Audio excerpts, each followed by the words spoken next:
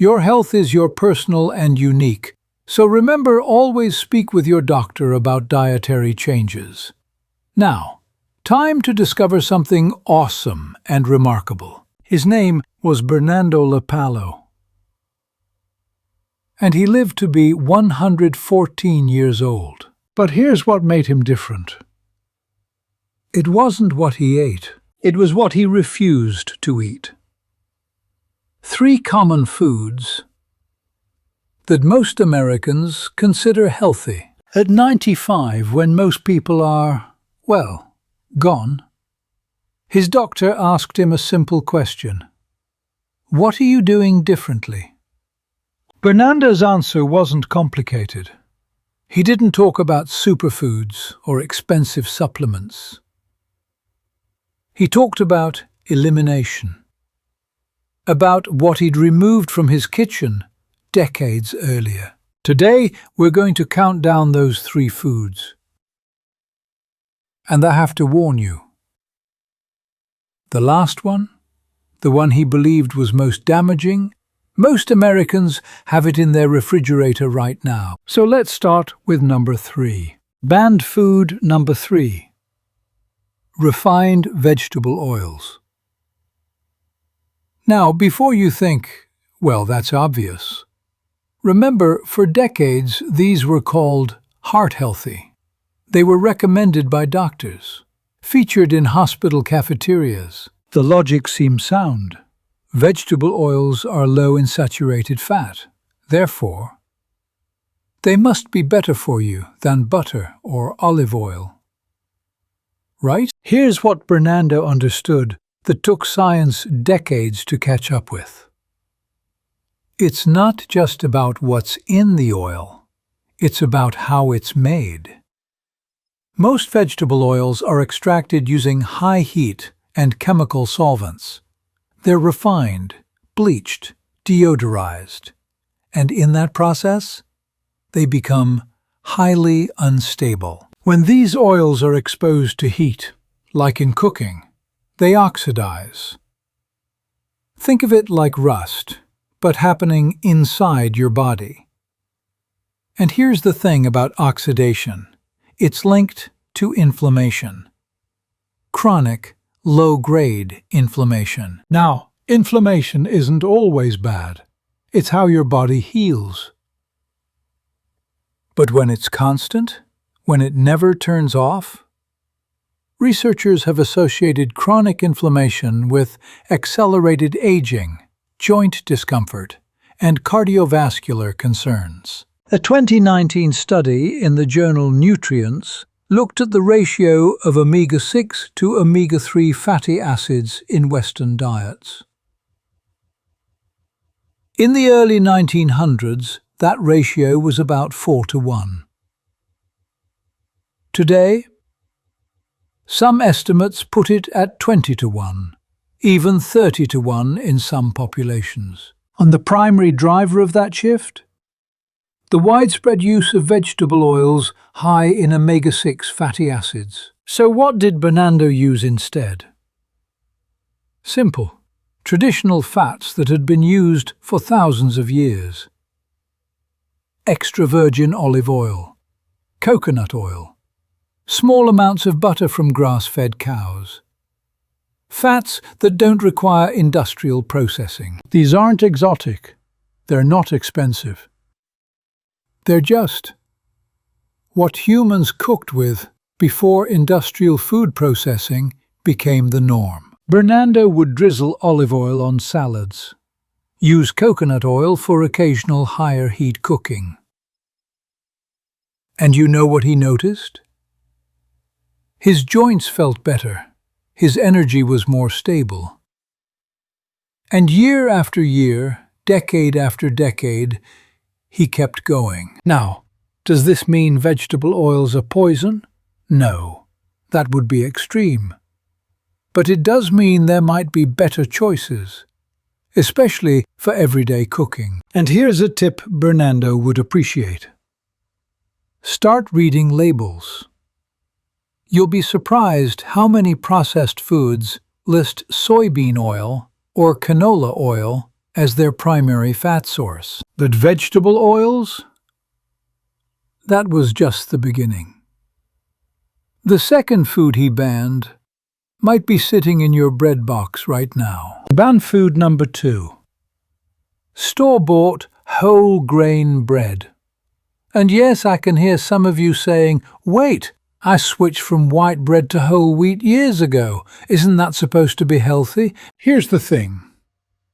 The idea of whole grains isn't necessarily the problem. It's what modern commercial bread making has done to them. Bernardo would pick up a loaf of whole grain bread at the store and read the ingredient list. And what he saw concerned him.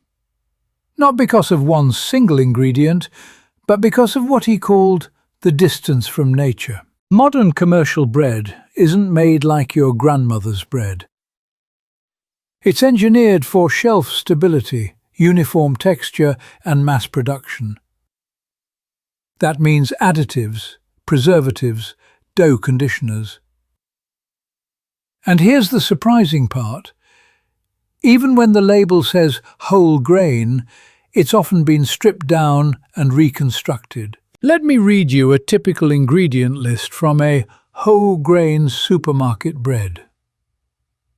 Whole wheat flour, water, high fructose corn syrup, soybean oil, salt, yeast, wheat gluten, calcium propionate, monoglycerides, sodium stearoyl lactylate. And the list goes on. But here's what really concerned Bernardo: the glycemic response. Even whole wheat bread can spike blood sugar almost as quickly as white bread. Some studies show a glycemic index in the 70s. That's nearly as high as pure glucose. And repeated blood sugar spikes? They trigger insulin release over and over, year after year. Researchers have associated this pattern with insulin resistance, weight gain around the midsection, and what's now called inflammaging, inflammation-driven aging. A 2020 study in the American Journal of Clinical Nutrition found that diets high in refined grains were associated with higher levels of inflammatory markers in older adults. Even whole grain products, when heavily processed, showed similar effects. Now, there's also the question of modern wheat itself. Bernardo lived long enough to see wheat change. The wheat weed today isn't the same as what our great-grandparents ate. It's been hybridized for higher yields, disease resistance, and industrial baking properties. Some researchers suggest that modern wheat contains different gluten proteins that may be harder for some people to digest. Not everyone, but some. And even for those who don't have celiac disease or diagnosed sensitivity, there's emerging research about low-level inflammatory responses. Bernardo noticed that when he stopped eating commercial bread, he felt lighter, his digestion improved. That bloated feeling after meals, gone. So what did Bernardo eat for his carbohydrates? Simple. Vegetables, sweet potatoes, quinoa occasionally, fresh fruit in moderation. Foods that came from the earth, not from a factory. When he did eat bread, maybe once or twice a week, it was true sourdough, made by a local baker, with fermentation that breaks down some of the hard-to-digest components. 3 ingredients: flour, water, salt. Nothing else. And you know what? He didn't feel deprived. He felt energized. His meals were colorful, flavorful, satisfying. But if you think that's surprising, wait until you hear what number 1 is. Because this is the food Americans drink every single morning, thinking they're doing something healthy. Banned food number 1. The one Bernardo believed was the most insidious. Fruit juice, especially orange juice.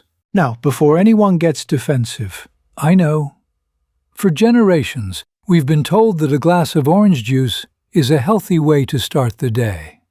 It's natural. It has vitamin C. It's not soda, right?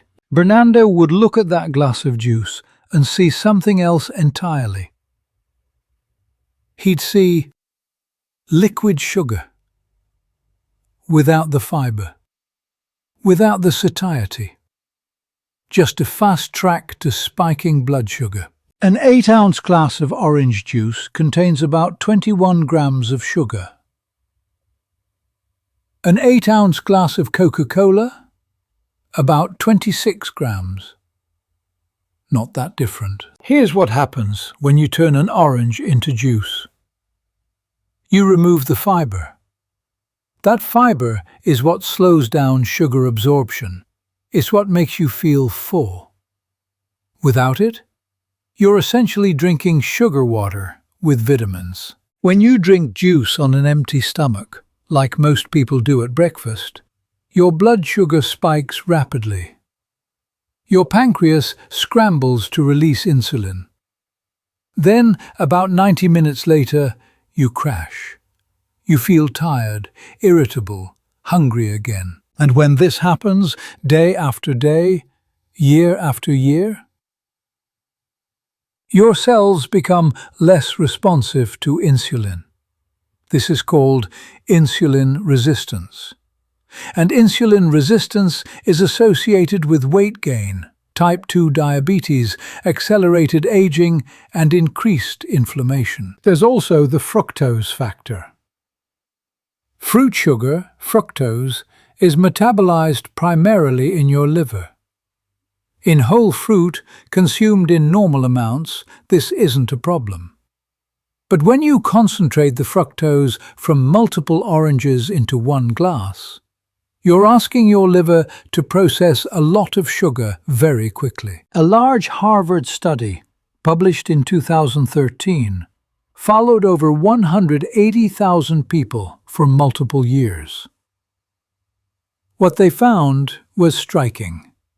People who consumed 1 or more servings of fruit juice per day had a higher risk of developing type 2 diabetes.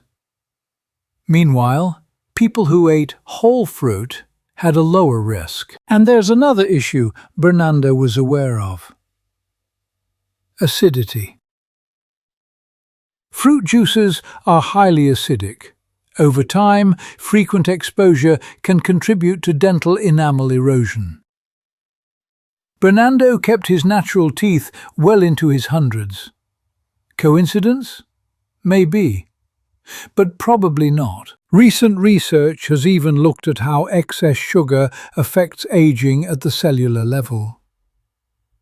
Studies suggest it may accelerate something called cellular senescence, essentially when cells stop functioning properly and contribute to aging. This was exactly what Bernardo wanted to avoid. So what did Bernardo do instead? He ate fruit. Whole fruit. An orange at breakfast, some berries in the afternoon, maybe an apple as a snack. The fiber came with it, the satiety came with it.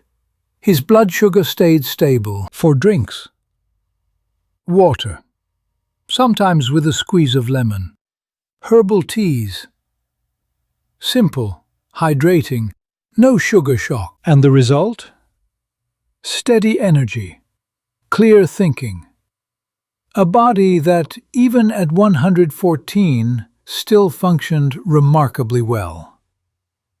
No juice, no apologies. So there you have it. 3 foods Bernardo LaPallo eliminated: refined vegetable oils, commercial whole grain bread, and fruit juice. Not because they're poison, but because he believed there were simply better choices. His philosophy was elegant. Eat foods that look like they came from nature. Not from a factory. Not from a laboratory. From the earth. Now, do you need to eliminate these 3 foods to live a long, healthy life? Of course not. Everyone's body is different. But maybe it's worth asking, are there foods in your kitchen that aren't serving you anymore? Bernardo didn't live to 114 because of one decision. He lived that long because of thousands of small, consistent choices. What you don't eat sometimes matters as much as what you do. Thanks for joining me on this journey. If this story moved you, there are more waiting. Until next time.